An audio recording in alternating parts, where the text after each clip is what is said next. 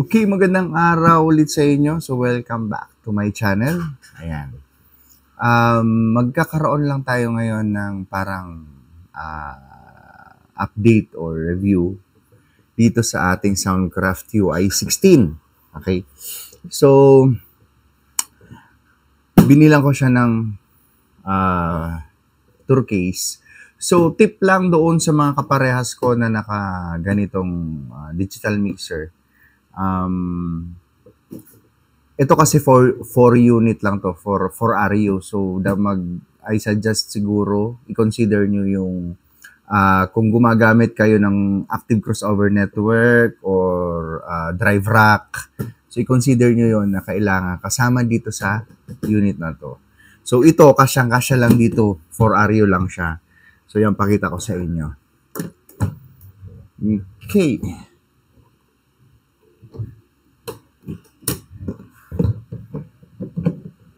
Ayan. Ayan, nandyan yung front panel. Kasyang-kasya lang siya sa 4RU na tour case. Okay, ito yung harap, dito yung likod. Ayan.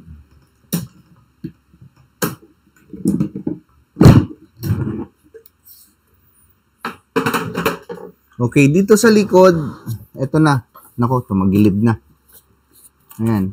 Meron siyang router. Ayan yung router niya. Kita niyo ba? Ayan yung kanyang router.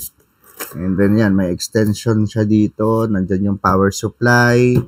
And then may extra siyang outlet para kung sakaling gumamit kayo ng Bluetooth device, nandyan siya. Diyan nyo na siya ikakabit. Okay? So, ayan. Check natin.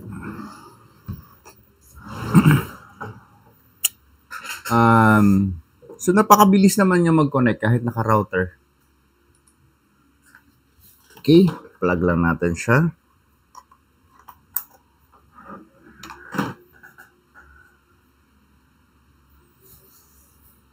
Okay. So, yan. Pakita ko lang kung gaano siya kabilis mag-connect. Ayan. Searching. So, nagbi-blink pa yan.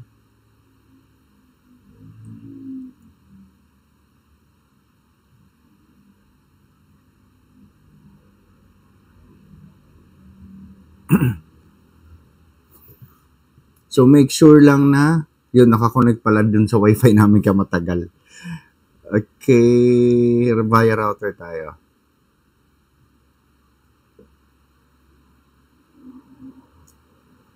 Close muna natin ulit. Ayan. So, ganyan lang siya. Pag nakakonect kayo na mismo doon sa wifi, ayan, mabilis lang naman siya mag-connect. Ayan. So, ano ba yung mga na-experience ko dito? So, simula nung bilhin ko to, meron na akong, nakapag-event na ako na siguro more than 15 na events. Meron na akong na kami ng Beer Plaza. Beer Fest siya. Recently lang. So, pasensya na kayo kasi hindi pa ako nakapaggawa ng video na nagsiset up or whatever. Kasi, yun nga, kulang tayo sa tao. So, wala akong chance na sobrang busy. Walang chance na makapag-content. Ayan. So anyway, may pinost naman ako doon sa aking Facebook page.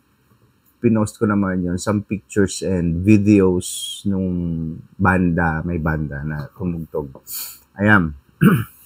So ano nga ba yung na-experience ko dito? So ito lang, tips lang doon sa mga gustong bumili, no. Kung may target kayo na serve ng band setup. So hanggang basic band setup lang siya kasi meron lang siyang 12 microphone inputs. Okay? So ano ba 'yon? So 'di ba sa drums meron tayong 6. And then 3 guitar, bass, lead and then rhythm. And then yung isa, yun lang ang magiging keyboard. Okay? Kasi 12 lang siya. So, yung dalawa, at least, meron kang main vocals mo and then meron kang backup vocals. So, kung mag-i-stereo ka pa para sa keyboard, isa na lang yung magiging microphone mo for vocals. Pwede naman dito, kaya lang ang problema, saan ka nakukuha ng source, music source. So, kaya ito, nakadedicate na to sa akin sa music source, and then, yun lang talaga, basic band setup lang. So, hindi siya uubra doon sa mga banda na may mga blowing instruments. Pwede naman, gumamit ng external na analog mixer, kung may analog mixer ka. So, dito mo ilalagay sa channel 13, 14. Ito, naka-RCA siya. So, pwede naman dyan. And then, dun na yung music source mo sa analog mixer. So, pwede. Ginawa ko yan nung band setup. Okay? So, ano nga ba yung mga na-experience ko dito? So, sabi ko nga dati, yung meron akong dalawang experience, no? Na may certain event na habang ongoing siya, no, may nagsasalita, biglang nawalan ng tunog yung microphone. So, chinek ko naman, kasi madali mo namang malaman. Sa gain, may pumapasok na signal. Kasi may mga VU meters to. May mga VU meters siya, nandito sa gilid. Malalaman mo kung may pumapasok na signal. Nandyan yan. Mag-iilaw yan, mga VU meters na yan. And then, dito din sa fader, makikita din kaagad, meron din VU meter dito. Ang problema, hindi siya lumalabas sa master. Okay? So, wala naman akong ginagalaw that time, no? So, ganyan lang siya, ongoing yung program. Wala naman akong ginagalaw, bigla na lang nawalan yung mic ng tunog. So, yun nga, upon checking, complete yung signal, hindi lang siya lumulusot sa master. So, ang nakakapag-correct lang nun is reset. So, pag ganun kasi nawala ng tunog talaga yung microphone, no choice ka na talaga, is to reset immediately. And then, yung pangalawang naging issue ko, recently lang, nawalan ako ng connection. So, meaning, nawalan ako ng visibility. Wala. Lumabas lang siya dyan, connecting. Okay? Trinay ko yung via UTP cable going to laptop kasi akala ko tablet yung nagka-problema. Kaya lang, tinest ko din using cellphone. Yun, hindi rin talaga makakonect. And then, hanggang trinay ko na nga yung via UTP cable. Ganun din. Hindi siya talaga, wala siya. Hindi sila mag-connect. Ngayon, pero hindi naman nawala yung tunog. So, diretso pa rin yung program. Ang problema lang, pag nagkaroon ka ng issue, binabantayan ko lang tong master volume. Kung sakali na bigla siyang magkakaroon ng sound burst na, yun nga, hindi natin inaasahan, pwede ka naman mag-adjust manually dito. Hanggang sa matapos yung certain segment dun sa program, and then, afterwards, saka na lang ako nag-reset nung natapos na yung nag-speaker. Okay? After naman mag-reset, ayun na. Kompleto na naman. Nagkaroon na tayo ng visibility. So, ang duda ko is nag-down yung kanyang network module dyan sa loob. Something ganon. Nag-down talaga siya. I don't know kung may nag-lose or hindi ko pa na-check yan. Ayan. So far, yun din naman. Kaya lang, yun lang naman yung naging issue ko. So, out of, sabihin na natin 15 events, so may dalawang ganon na pangyayari. So, anyway, pag nasa kaligitnaan naman ng event, na talagang hindi maiwasan na kailangan mo talaga dapat ng visibility kasi may papatugtog, may magpapatugtog. So, pwede naman tayong makiusap na yun, nagkakaroon lang tayo ng technical difficulties and then kailangan lang ng few seconds na interruption. Ayan. So, reset na kaagad. Okay? So far, so good. Ayan. Napakarami naman ng napakaganda nung ganitong mixer digital. Kasi nandito na kasi lahat. So wala ka nang ibang hanapin pa. Unlike kung naka-analog, so ako kasi dito na ako dito na ako namulat, no. Kumbaga ito na yung pinaka-comfort zone ko. So ang unang-unang hahanapin ko na kasi is yung compressor. So napakagandang gamitin ng compressor. Ayan siya, yung dynamic effect. Ayan. Nandyan kasi makokontrol mo yung cleanliness ng sounds. Kasi yung noise, pwede mong alisin, no? Meron siyang gate. Ayan. Kung medyo lubog yung tunog ng vocals mo, pwede mo siyang ma-bring forward or mapalitaw dahil dito sa compressor. So, napakaganda. And then, yung effects dyan, asan na ba yung effects? 4 na effects, pwede mong pagsabay-sabayin. So, and all talagang.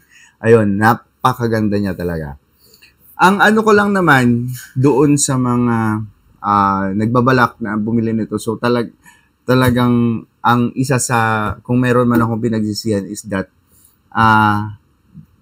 sana yung UI 24R. Yun ang maganda na talaga. Kasi unang-una, meron parang 5 na advantage yun, major na advantage yung UI 24R.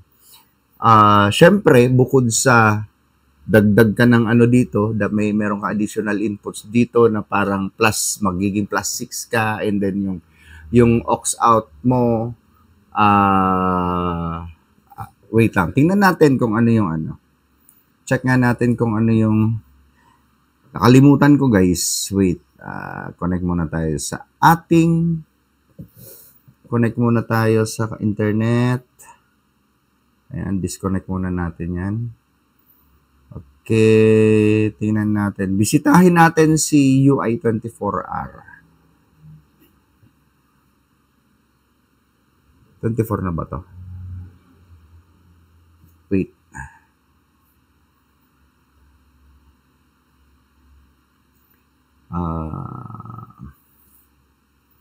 Soundcraft UI 24R. Ayan.